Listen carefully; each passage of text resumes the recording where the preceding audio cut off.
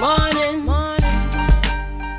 morning and welcome back to Youth Wednesdays and Tobago Updates Morning Show. It's a pleasure to have you guys back here this morning with us. And this morning we want to take it up a notch in praise and worship, and we have to discuss DCI Worship and Warfare 5. Miss Jasher DeGannes, good morning and welcome to you.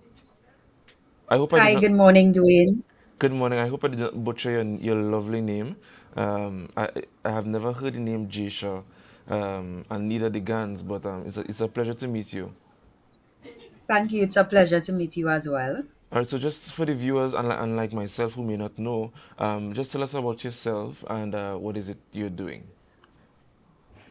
Well, again, my name is Jasher DeGannes, and I am the founder of Divinely Commissioned International. Basically, we are a non-profit organization of Christian young people across Trinidad and Tobago. So that's it in a nutshell. Oh, all right, all right. So when did you found this organization, and why did you found the organization?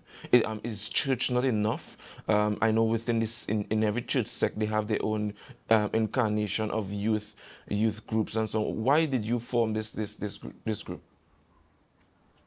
So this group was actually formed in October 2020. So we will be celebrating 4 years in October this year.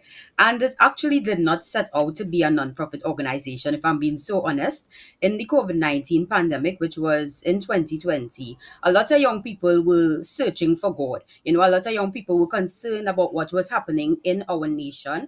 And, persons were dying from the pandemic. So I decided, let me just start an online platform whereby persons have another option. So yes, I always encourage the persons of the group, go to your church, go to your youth group, but you have another support system.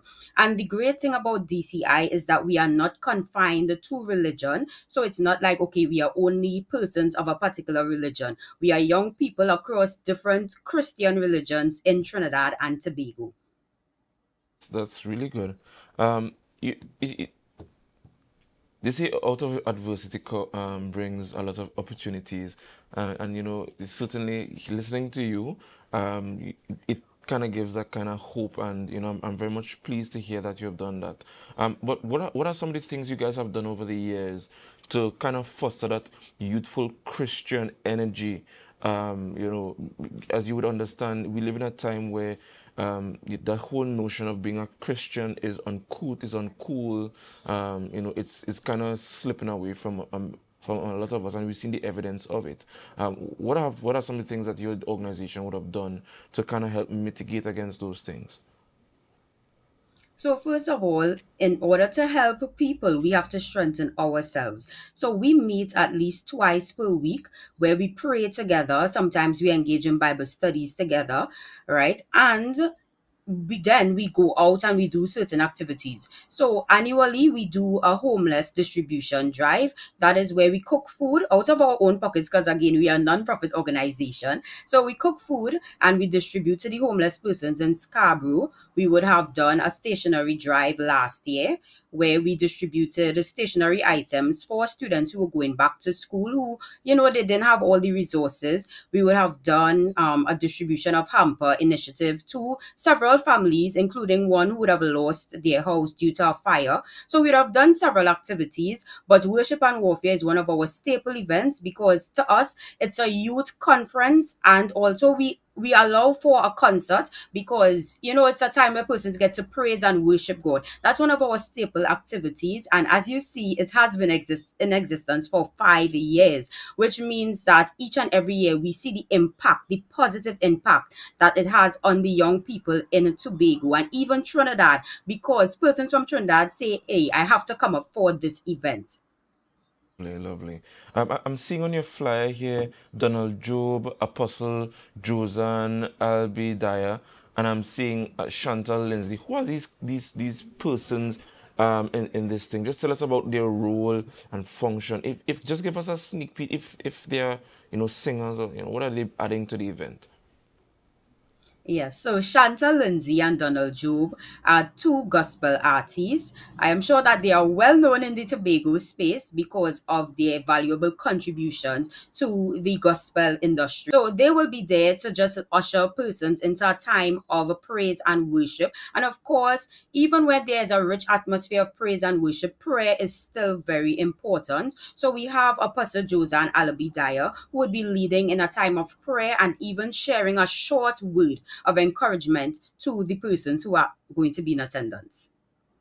Really, that's really good. I have a few more questions for you in relation to this event. Do you believe that an event like this, for such a time like this, would garner the impact, that would redound to some significant change, especially in Tobago where we are facing so many externalities as it pertains to crime, etc., economic mishaps, and so on. So, do you believe that this would augur well for what is currently happening on our island? Yes, Dwayne, I definitely believe that this would augur well because this is an event to bring hope. This is not an event for persons who may be listening. They might think, oh my gosh, persons trying to push Christianity in my face. No, it is not that type of event. Let me dispel that notion one time. This is an event to bring hope to our island of Tobago. We are seeing what is happening right now in terms of a rise in crime, as you specifically said.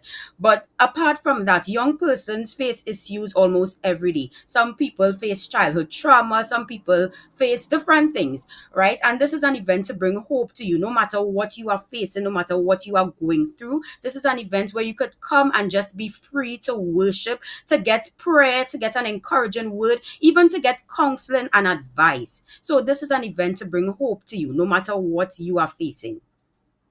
Good. And my next question is, you mentioned that this would be more of a praise and worship, and I just want to Yes. emphasize on praise for a little bit because I think people have a false or a very shallow definition of what praise is.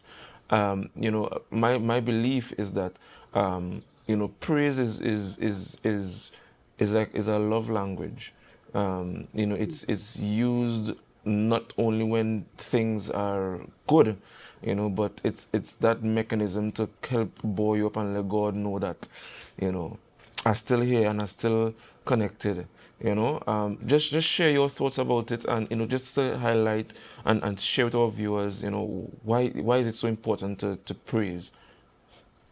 So I would answer this question by using a specific example from last year because, as I mentioned, this has been in existence for 5 years. So last year, while the praise and worship segment was happening, you were literally seeing persons walking to the altar. They were leaving their seats. This is a big event, right? Persons were leaving their seats, walking to the altar, just kneeling at the altar. During the event, you would hear persons just crying out and screaming. Nobody touched them, nobody went by them, nobody even laid hands to pray on them. But because the atmosphere was so rich and was so full of praise, persons were just literally laying all of their feelings, their emotions, their challenges, their shortcomings just in front of God. Basically, just laying it all in front of Him and saying, God, I surrender. God, you just take control of my life. So it just shows, even we have practical examples, as I said, it just shows that praise and worship is so important. You don't have to come, you don't have to have any reservations to come. Listen to me.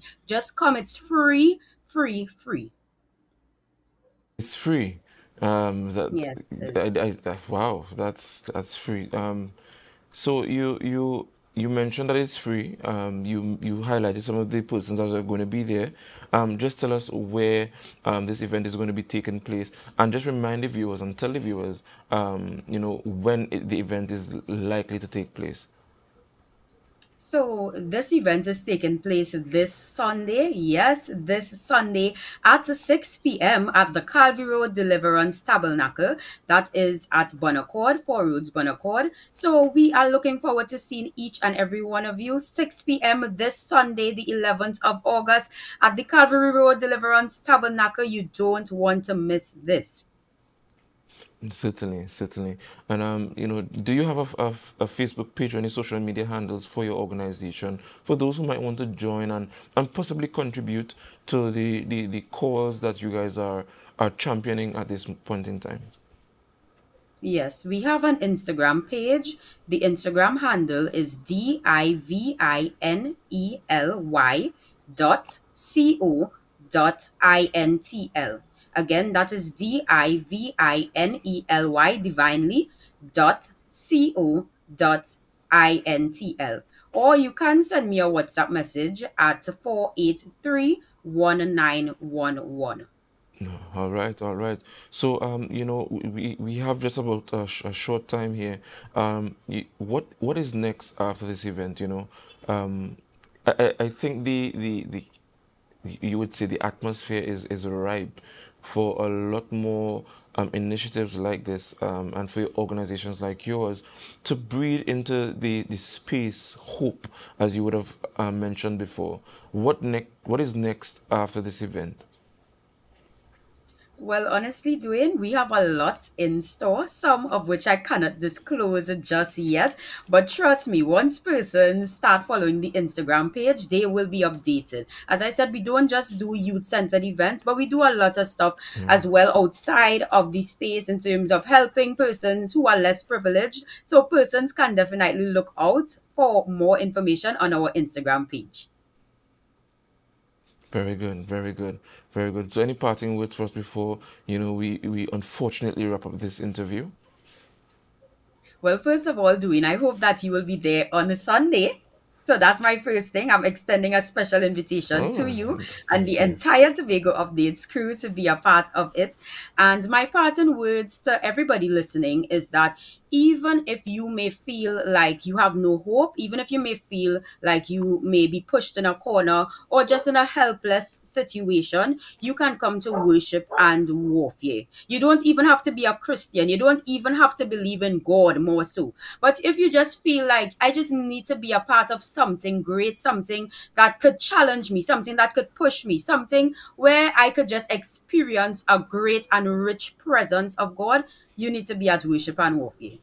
All right, all right. I just have one more question, right? I have one more Yes, question, right? And don't yes. beat me down for it. Are there anything No free? problem. Are we getting things free to eat? Well, you will have to come and see. That's all I'll say. Mm, Come okay. and see. All right, guys, you would have heard it. For you to come and get something free, for you to get something free to eat, you have to go, right? So this is a commitment from Jasher that there are going to be things free to eat, but you have to come. Am I hearing you Dwayne, correctly? I think you are twisting my words a bit, you know. I said come and see. I Come don't and make see. any promises. All right, all Come and right. see. All right. But thank you very much for being here. Thank you for sharing this event with this space in Tobago and here with us at Tobago Updates. It was a pleasure having you. And I wish you all Thank the best you. and success in all your future endeavors in relation to your Thank you. event. Guys, this brings us to the end of this interview this morning. I want to thank you guys for joining us. And remember to please share the live, share the live, share the live. We have more for you with Mr. Luke James Trim.